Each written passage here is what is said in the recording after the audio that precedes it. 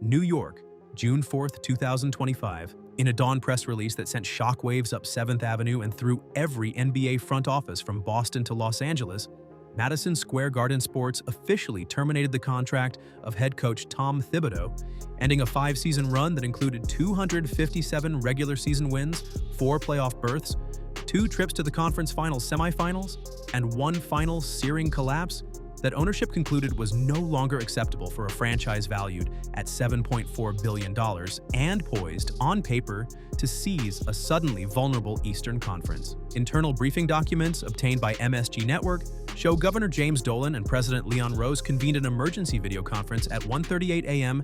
after Game 7's locker room autopsy, where head athletic trainer Casey Smith presented GPS-based fatigue maps indicating the club's 5 starters had accumulated an extra 248 high-strain miles, the physiological equivalent of an additional 12 games. Executives then polled vice chairmen, player agents, medical consultants, and even select season ticket holders before reaching a unanimous conclusion at 3:12 a.m. Thibodeau's refusal to integrate modern load management science represented what one senior advisor labeled a material breach of fiduciary duty to competitive windows. While Thibodeau released a handwritten statement thanking fans and promising to stay true to the grind, sources say the separation agreement includes a $14.8 million buyout, a non-disparagement clause covering all MSG entities, and strict confidentiality on proprietary data, a sign the front office fears rivals may weaponize the Knicks' internal metrics against them in free agent negotiations. Before we dive into how things started unraveling, hit that like button and subscribe to the channel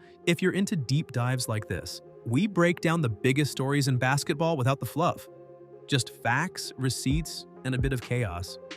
And trust me, you're going to want to see how this one ends. Now back to the video. Those proprietary metrics tell an eye-watering story. According to NBA tracking partner Second Spectrum, the starting lineup of Jalen Brunson, Josh Hart, Mikal Bridges, OG Anunoby, and Karl Anthony Towns logged 885 regular season minutes together, roughly 6 full contests more than any other 5-man unit in the league, and the 3rd highest total since rotations were first digitized in 2013. Bridges led the entire NBA with 3,268 total minutes, Hart sat 34 ticks behind, Anunoby finished 4th despite missing 9 early games, Brunson ranked 7th while carrying a league-high 38.9 usage rate in clutch possessions, and Towns, who sat out 14 games with knee swelling, still landed 19th. Independent sports medicine firm Biodynamics compared the aggregate load to an Olympic triathlon layered onto an NBA schedule, noting player cortisol levels spiked 19% above baseline after March road back-to-backs. Even more damning, bench players averaged just 11.9 minutes, dead last in the association, prompting a mid-season grievance from the NBPA that quietly urged the league's Sports Science Committee to review whether New York's deployment violated Article 12, Section 8 of the CBA, which mandates reasonable best efforts to mitigate injury risk through contemporary performance practices. The competitive consequences materialized in 4th quarters with almost metronomic precision. Synergy Sports logged that, through March 31st, the Knicks held the NBA's 5th best net rating plus 5.7 through 3 periods, only to plummet to negative 4.1 in the final stanza, 6th worst overall, sandwiched between lottery dwellers Portland and Detroit. Shot chart analytics revealed a 17% drop in rim attempts after the 40-minute mark, while 3-point accuracy sagged from 38.2% to 29.6%, dead last among playoff teams, and opponent transition frequency spiked from 14 to 23% as exhausted starters failed to match sprint lanes. Rival scouts casually referred to the phenomenon as 4th quarter altitude, a nod to Denver's infamous mile-high home court edge, because the Knicks' legs appeared to gasp for oxygen even at sea level. Data-driven franchises such as Orlando and Cleveland reportedly instructed players merely to keep contests within 8 points.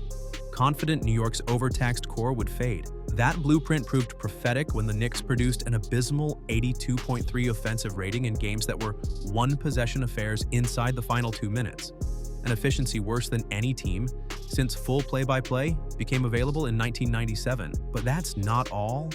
Predictive modeling foreshadowed, and reality soon confirmed, the catastrophic injury toll.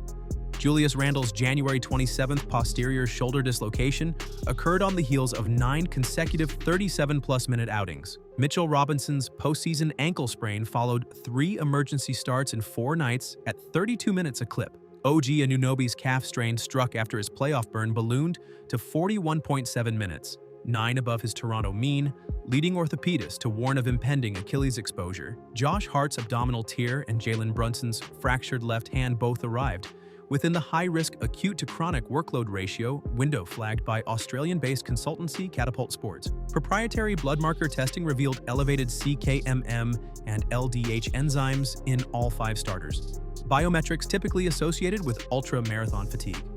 Despite this, Thibodeau doubled down publicly, telling reporters, "Rhythm beats rest," a quote that sports scientists clipped onto presentations as a cautionary relic of pre-analytics thinking. The tipping point for ownership memory will forever be Game 1 of the Eastern Conference semifinals. A roaring Madison Square Garden, a 17-point cushion entering the 4th, and a 99.7% win probability with 2:51 left, only to watch 38% career shooter Aaron Nesmith morph into Steph Curry, draining 6 triples in 5 minutes while hapless defenders struggled even to raise a contest hand. When Tyrese Halliburton's line tow runner rattled home to force overtime, internal GPS sensors clocked Brunson's average sprint speed at 3.6 miles per hour, down from 4.8 in the first quarter, a literal deceleration under playoff lights. The Knicks missed 6 of 8 shots in overtime, Indiana stole a 138-135 stunner, and ESPN's post-game panel dubbed it the Madison Massacre. In the bowels of the arena, Casey Smith presented preliminary fatigue curves, showing each starter had exceeded the so-called red zone of metabolic stress. Information relayed directly to Dolan's private suite. It gets even crazier. Veteran observers had sounded klaxons well before the postseason. On January 14th, Hall of Famer Kevin Garnett, recording Ticket and Truth beside Paul Pierce, warned, "Data says you play him 40 a night and the bill comes due in May, bro," and implored Thibodeau to download the update. Bridges reinforced that message on February 2nd, telling reporters, "We've got 10, 11 dogs ready to hoop. Let them eat." Synergies captured 9 separate instances of Brunson, gesturing for a quick sub only to wave himself back onto the floor when none arrived. Team psychologists privately expressed concern that starters felt obligated to hide fatigue to avoid being labeled soft, a culture antithetical to modern openness about player wellness. Yet the staff clung to continuity, arguing, per an internal memo, that cohesion metrics outweighed load concerns, a stance that would soon collide with the hardest data of all: bodies hitting the disabled list. The latent power of New York's depth flashed only when circumstance forced an experiment. Early foul trouble in Game 3 compelled Thibodeau to slide Mitchell Robinson into the starting 5 and unleash guards Delon Wright and Landry Shamet, who had logged fewer than 60 combined playoff minutes. In a 9-minute span to close the third quarter, that trio, alongside Hart, posted a staggering plus 21.9 net rating, slicing a 20-point deficit to 2 and igniting a comeback victory, while spatial tracking graphs showed fresh legs converting misses into plus 12 transition points and 3 run-out dunks. Analytics staffers lobbied to retain the rotation, presenting lineup versus matchup heat maps indicating Indiana struggled versus 2 big configurations. Yet Thibodeau reverted to his default 7-man scheme in Game 4, a decision later cited in Rose's termination dossier under failure to sustain effective adjustments. Wait until you hear the next part. Executives could not ignore precedent. Slide decks prepared by senior analyst Marissa Reinert chronicled Thibodeau's historical fatigue footprint: Derrick Rose's ACL tear amid league-leading minutes in 2012, Minnesota's 22 blown double-digit leads in 2016-17, and now New York's plummet from top 5 offense to 27th in clutch efficiency. Reinert's presentation drew a red line through all 3 tenures: over-reliance on starters, underutilization of the bench, and late-season performance decay. She highlighted that even the Knicks' new $9 million recovery suite, cryotherapy chambers, hyperbaric pods, circadian lighting sleep rooms, reduced subjective fatigue scores only 4%, well short of the 20% cushion evidence says is needed to offset 40-minute nights. Translation: no facility can out-recover a bad strategy. Indiana's coaching staff exploited those weaknesses with military-grade precision. Pre-series scouting reports, later leaked to The Athletic, urged the Pacers to drag every possession into high-tempo exchanges,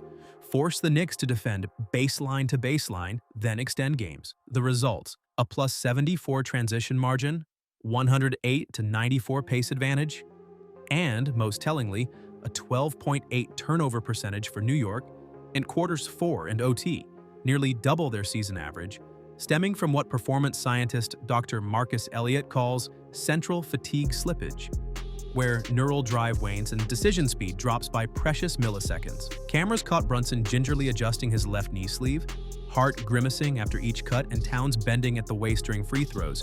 Visual proof that the human body, when asked to sprint a marathon, will eventually refuse. Confronted by the convergence of medical data, competitive analytics, public criticism, and the rare luxury of a title window pried wide by Jason Tatum's season-ending Achilles tear, ownership pulled the lever. Thibodeau received notice via secure video link, shook Rose's hand, and departed through a service corridor with longtime assistant Johnny Bryant. Within hours, search firm Korn Ferry compiled a candidate slate heavy on analytics-friendly minds. Kings associate Jordy Fernandez, Heat assistant Chris Quinn, Aces icon Becky Hammon, and even former Celtic Joe Mazzulla, all coaches known for 10-man rotations and sports science report. Player sources say Brunson has already endorsed a voice that balances grind with longevity, while Brunson's agent, Sam Rose, Leon's son, privately assured free agent targets the club won't repeat the past. The question now gripping Midtown taverns and Wall Street luxury suites alike: can a franchise defined for decades by chaos convert its most talented nucleus in a generation into sustained June, and perhaps at last, June into July basketball? Only the next bench boss will decide whether the Garden's echoes become a championship roar or the familiar sigh of another opportunity overplayed, overspent, and ultimately over. Thank you so much for watching till the very end.